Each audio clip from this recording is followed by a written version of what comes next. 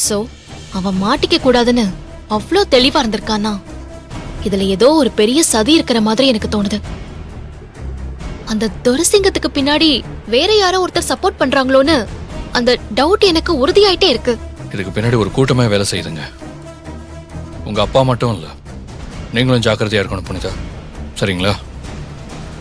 சரி போலாம் வாங்க. போங்க.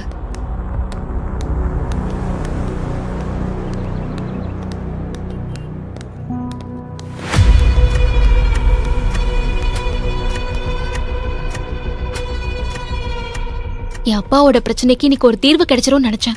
நான் நினைச்ச மாதிரி இது சாதாரணமா முடியாது போல இருக்கே கபிலன். நீங்க நினைச்சதெல்லாம் ஓரளவுக்கு உண்மைதான் புனிதா. ஆனா போலீஸ் ஸ்டேஷன் வந்த பிறகுதானே அந்த துரசங்க விஷயத்துல நம்ம இன்னும் கவனமா இருக்கணுங்கிறத தெரிஞ்சுக்கிட்டோம். நீங்க அதை நினைச்செல்லாம் வருத்தப்படாதீங்க. எதுவா இருந்தாலும் பாத்துக்கலாம். சரிங்களா? சரி வண்டியில இருங்க, நம்ம கிளம்பலாம்.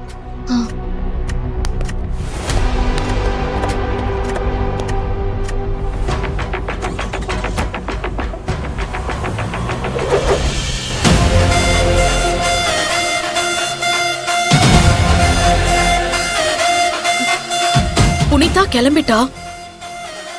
உண்மை தெரிஞ்சிருந்தா புனிதா நேரம் எனக்கு போன் பண்ணிருக்கணுமே.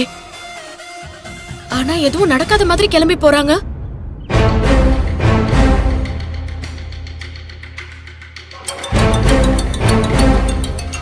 பிரதாப் நம்பர்ல இருந்து கால் வருது.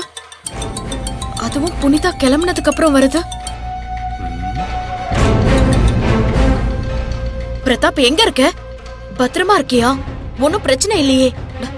ஏன் போன் நாட் ரீச்சபிள் ஆயிடுச்சு? ஏய் கூல் பாலா, கூல். இவ்வளவு டென்ஷன் உடம்புக்கு ஆகாது பாலா. என் போன் சார்ஜ் இல்லாம போயிடுச்சு. சார்ஜ் போட்டு இப்போ உன்கிட்ட பேசுறேன். நீ எங்கடா இருக்க? இங்கதான் என் ரூமுக்கு பக்கத்துல. ஏன்? நான் உனக்கு எத்தனை தடவை போன் பண்ண தெரியுமா? இங்க பாரு, அன்னைக்கு அந்த ஆதாரத்தோட முகூர்த்த நேரத்துல வந்து நிக்கணும்னு நினைச்சேன்.